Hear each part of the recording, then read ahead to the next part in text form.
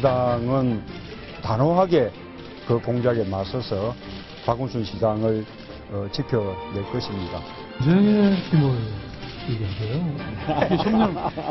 성명만 하는 사이입니다.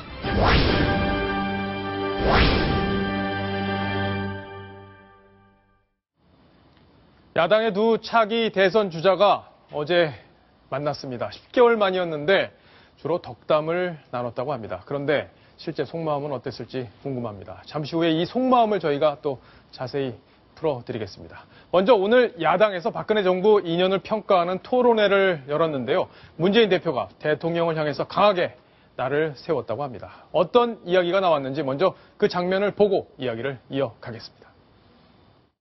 박근혜 정부 2년은 서민경제 파탄의 2년이었습니다.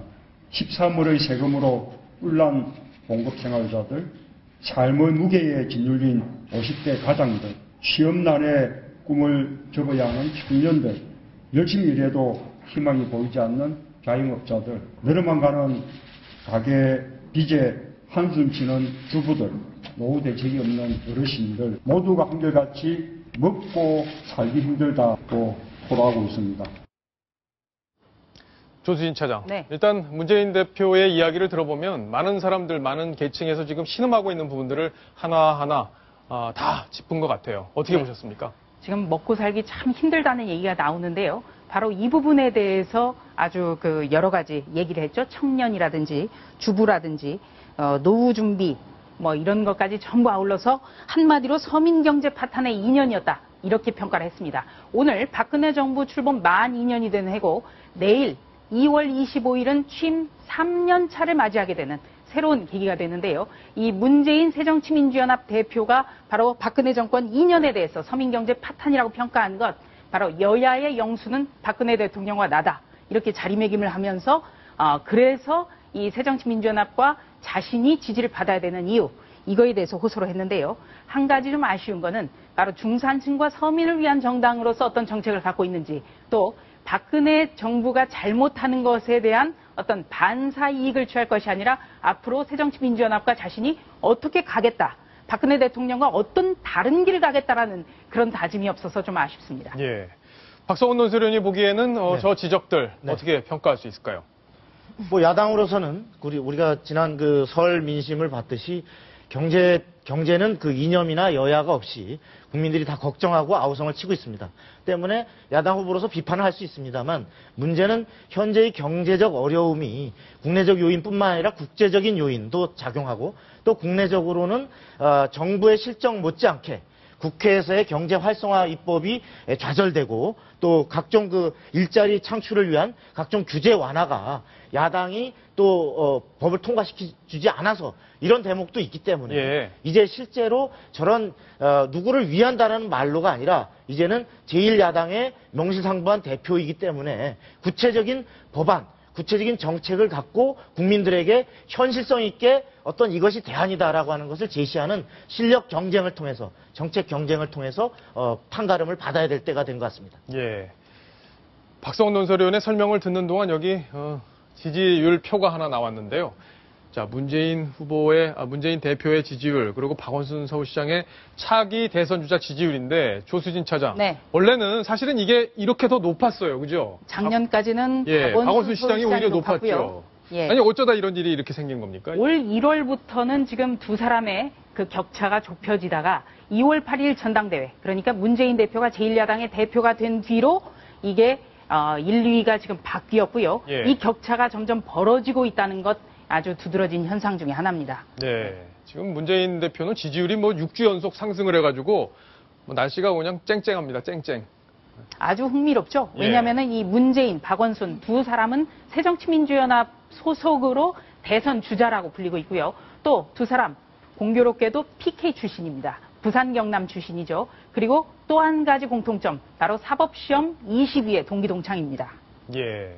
비슷한 게 참 많은데, 류혜 교수께서 보시기에는 네. 이 두 분의 지지율 격차 벌어진 이유, 조금 다른 면에서, 정치적으로 보는 것 말고 다른 면에서 좀 볼 수 있을 만한 포인트가 네, 없을까요? 제가 볼 때는 일단 이렇게 문재인 대표께서 예. 스스로 만들었습니다. 어떻게 만들었냐면요. 내가 청와대와 전면전을 하겠다라고 하면서 국민들이 볼 때는 야당을 지지하는 사람들은 이 사람이 전면전을 할 사람이구나. 대표기 때문에 당연히 지지를 하게 되는 것이죠. 예. 그러니까 야당의 대표는 나라고 본인이 선언을 했기 때문에 지지율이 올라가는 것인데요. 그게는 위험수가 있습니다. 뭐냐면 예. 제대로 아무것도 하지 못할 때는요. 역시 또 라는 이야기를 듣게 되는 것이죠. 예. 아까도 굉장히 지적을 날카롭게 했는데요. 그 지적은 원래요. 지적은 굉장히 쉽습니다. 본인이 행동을 보여야 되는데요. 전면전을 공표했는데 본인이 무엇을 보여주지 예. 않으면 결국 지지율은 순식간입니다. 순식간이다. 예. 자, 지금부터는 그러면 박원순, 문재인 이 두 분의 속마음, 서로를 향한 속마음은 뭘까? 지금 총선이 다가오고 있는데 그냥 마냥 웃고만 있는 건 아닐 텐데요. 그 속마음을 한번 같이 풀어보겠습니다. 자, 뉴스탑10이 자랑하는 속마음 분석. 지금부터 한번 해보겠습니다. 자, 문재인 새정치민주연합 대표, 박원순 시장을 바라보는 속마음. 첫 번째 속마음부터 보겠습니다. 땀 좀 나시죠? 조수진 차장. 네. 요즘 땀나는 일 많습니다, 이분. 네. 예, 어떤 얘기 있는지 좀 설명을 해주시죠. 예. 우선 각종 대선 후보 지지율에서 이 문재인 대표와의 격차가 지금 점점 더 벌어져 가고 있는데요. 이 박원순 서울시장 여러 가지 악취가 겹쳤습니다. 뉴스톱10에서도 많이 보도를 해드렸습니다만 서울시립 교양악단 문제 있고요.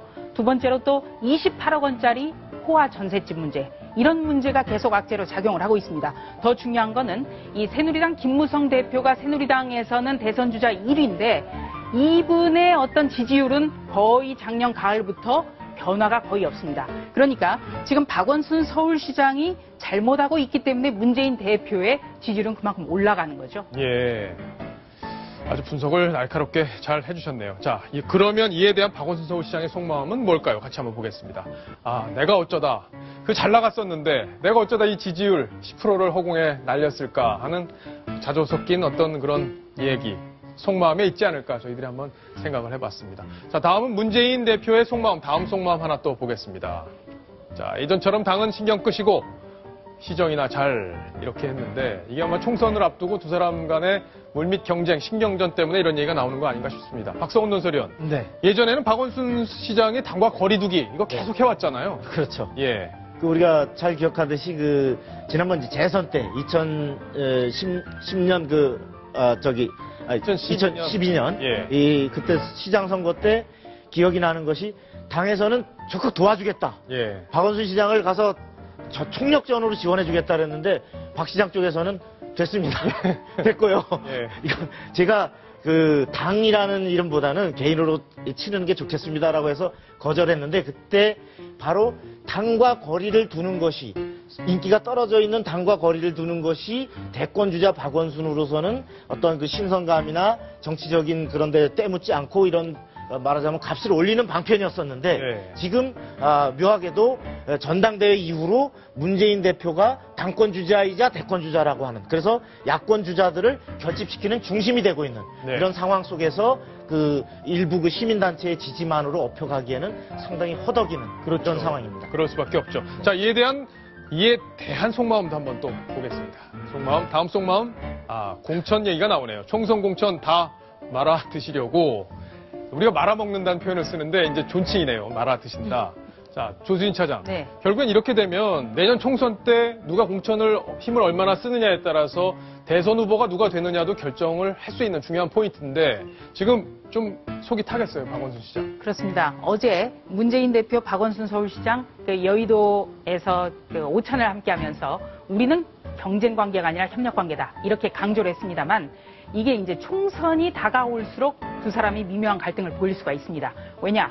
이 총선에서 의원들을 어느 정도 내 사람을 만드느냐에 따라서 대선으로 가는 길이 굉장히 복잡해질 수도 있고 굉장히 순탄해질 수도 있습니다. 그러니까 총선이 다가올수록 두 사람의 관계는 점점 더 경쟁 관계로 돌아서면서 아마 날카로운 신경전도 벌어질 것으로 예측이 되고 있습니다. 예. 겉으로 보이는 저 환한 웃음 속에 뒤에서는 경쟁, 물밑 경쟁이 점차 치열해질 것이라는 전망까지 저희가 해드렸습니다.